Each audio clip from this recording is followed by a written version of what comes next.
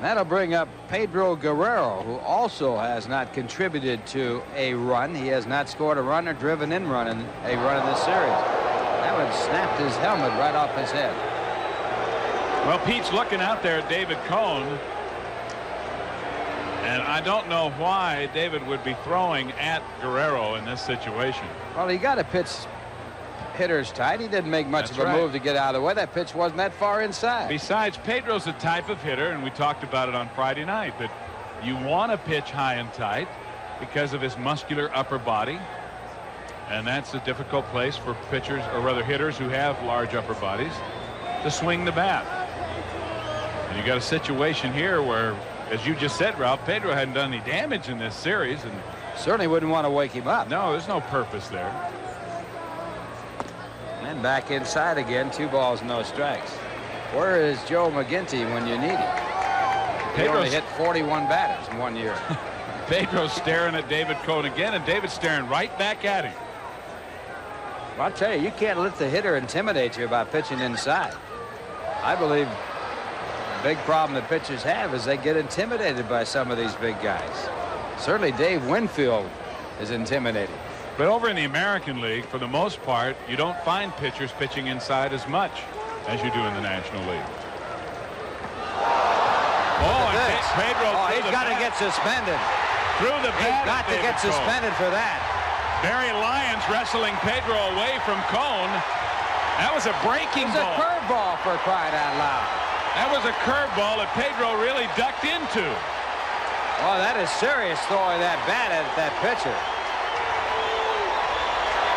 Really not much of a fight, as everybody really went out there to keep anything serious from happening, and that's a good thing.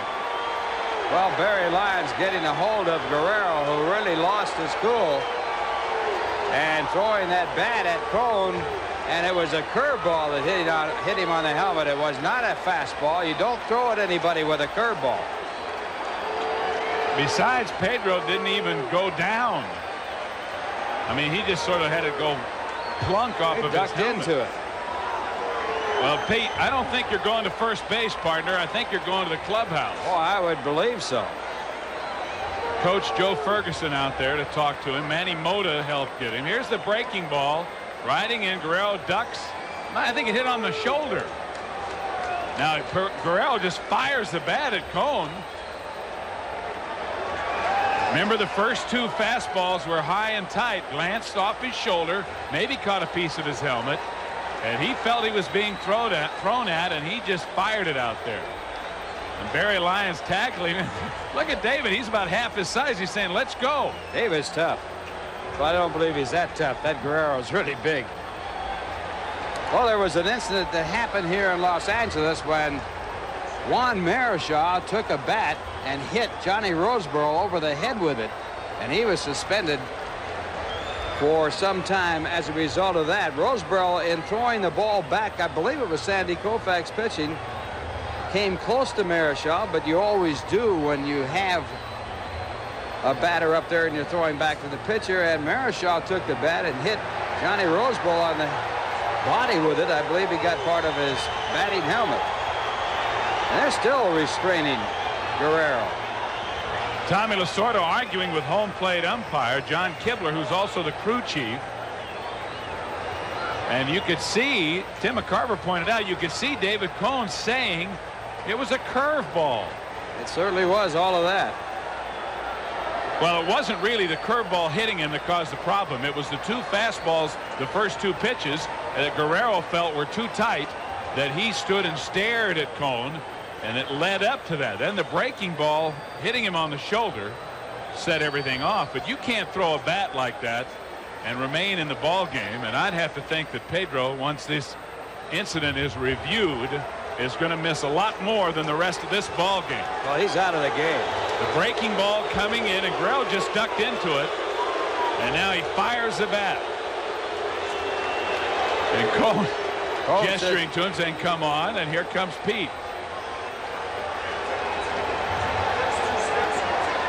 Now he fires the bat. Now watch, it takes him a while. Now he's going to take his helmet off here. Now Barry Lyons sees him go and tries to grab him. Now look at Pedro. He sort of slows up here. And that gives Barry Lyons a chance. And here's Cone saying it was a curveball. Now the bullpens had emptied. The dugouts had emptied. Mike Marshall out there quickly to restrain Guerrero.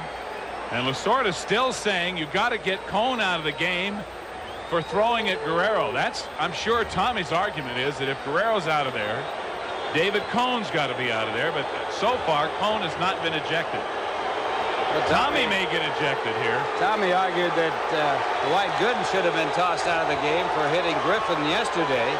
But again, in the situation, it wasn't apparent that it was a knockdown pitch.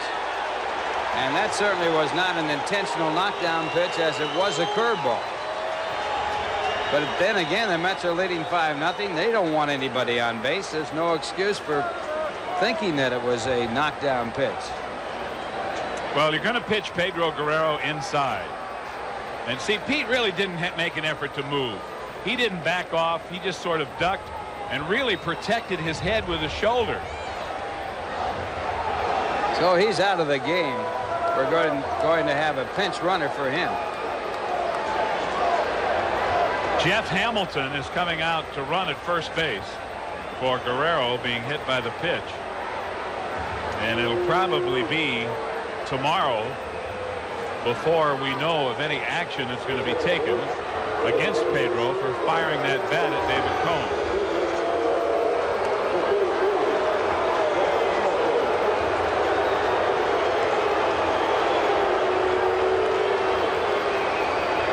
So David Cone with a runner at first base and 1 out. Hamilton replacing Pedro Guerrero.